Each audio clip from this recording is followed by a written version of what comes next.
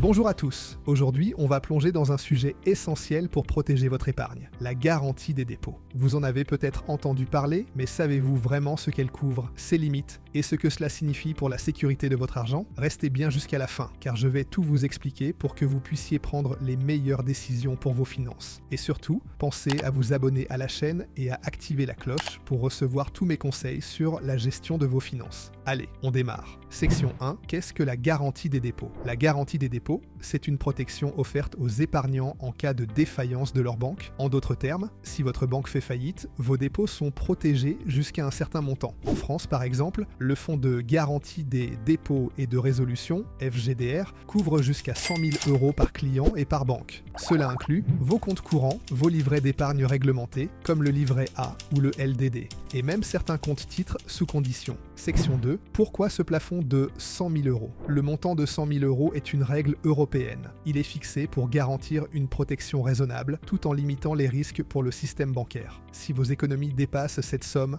dans une banque donnée, tout ce qui dépasse ne sera pas protégé en cas de faillite. Exemple concret, si vous avez 150 000 € dans une banque, 100 000 € seront garantis, mais les 50 000 € restants seront exposés. Section 3, que couvre exactement cette garantie? C'est important de comprendre ce qui est inclus et ce qui ne l'est pas. Ce qui est couvert, les comptes bancaires, les livrets réglementés et les dépôts à terme. Si vous avez plusieurs comptes dans une même banque, le total est plafonné à 100 000 €. Ce qui n'est pas couvert, les produits d'assurance vie, les fonds d'investissement ou les actions ne rentrent pas dans cette garantie. Petit exemple, si vous avez 80 000 € sur un compte courant et 40 000 € répartis entre le livret A et le LDDS dans la même banque, seuls 100 000 € seront garantis. Les 20 000 € restants ne le seront pas. Section 4. Comment ça fonctionne en cas de crise bancaire? Si votre banque venait à faire faillite, voici les étapes. Le FGDR est activé dès que l'autorité de contrôle prudentiel et de résolution ACPR constate la défaillance de la banque. Vous êtes remboursé automatiquement dans un délai de 7 jours ouvrables pour les dépôts couverts. Pas besoin de démarche de votre part. Tout est automatique, mais il est essentiel que vos coordonnées soient à jour auprès de votre banque. Section 5. Les limites et ce qu'il faut savoir. La garantie des dépôts offre une protection importante, mais elle n'est pas sans faille. Voici ce qu'il faut garder en tête. 1. Répartition stratégique des dépôts. Chaque banque applique une garantie distincte de 100 000 € par client. Si vous avez des comptes dans plusieurs banques, vous pouvez maximiser votre couverture en répartissant vos dépôts. Deuxième, risque.